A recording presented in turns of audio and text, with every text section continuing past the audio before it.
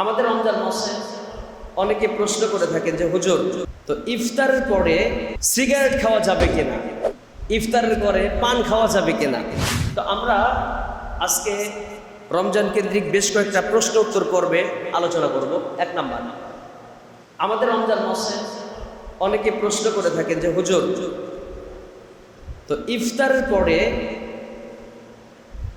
Cigarette খাওয়া যাবে কিনা, ইফতারের পরে পান খাওয়া যাবে কিনা, এমন প্রশ্ন আমাদের ভিতরে আছে না নাই? তো যেই লোকটা 12 ঘন্টা রোজা রাখতে পারলো, কিন্তু সেই ব্যক্তি দেখবেন যে ইফতারের পরে এতটা মরিয়া হয়ে ওঠে যেন একটা সিগারেট না খেলে সে অস্থির হয়ে যায়, না খেলে সে যেন তার সব কিছু এলোমেলো হয়ে যাচ্ছে। এখন বলেন তো, ইফতারের পরে সিগারেট খাওয়া যাবে কিনা, এটা কি কোনো প্রশ্নের সাইজ? এরকম প্রশ্ন আমাদের সমাজে ঘুরপাক খায়। তা আসুন আমরা জানি, শুধু ইফতার পরে সিগারেট না, ইফতারের পর অনেকে পানও খায়, আছে না নাই? ইফতারের পরে পান খেয়ে জর্দা দিয়ে সুন্দর করে পান না খাইলে তার পেটের ভাত, বাকিটা আপনারা বলেন, পেটের ভাত হজম হয় না। তা এটা সম্পর্কে আমাদের জানার দরকার আছে না নাই?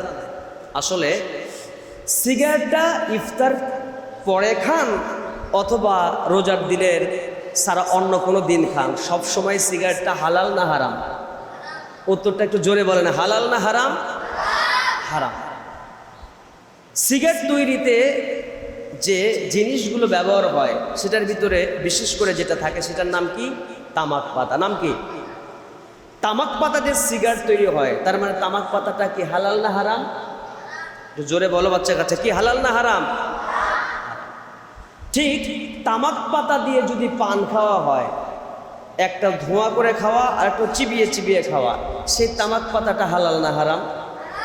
তামাক পাতাই যদি হারাম হয়, সেটা ধোঁয়া করে খাই অথবা চিবিয়ে খাই, উভয় অবস্থাতেই।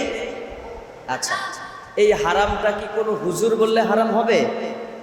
না, এই হারামটা কোনো হুজুর বললে হারাম হবে না। কারণ হুজুর তামাক পাতা সম্পর্কে, ওর নেগেটিভ পজিটিভ সম্পর্কে জানবেন না। এটাকে জানার জন্য আমরা চলে যাব মেডিকেল সায়েন্সের কাছে। পাতা তো অনেক রকম পাতা আছে, তামাক পাতা, অন্যান্য পাতা আছে।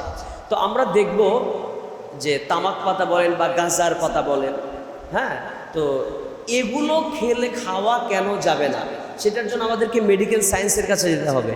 তো মেডিকেল সায়েন্স প্রমাণ করেছে, লুক অ্যাট মি, কোনো ব্যক্তি যদি তামাক পাতা খায় তাহলে তার ক্যান্সার পর্যন্ত হতে পারে।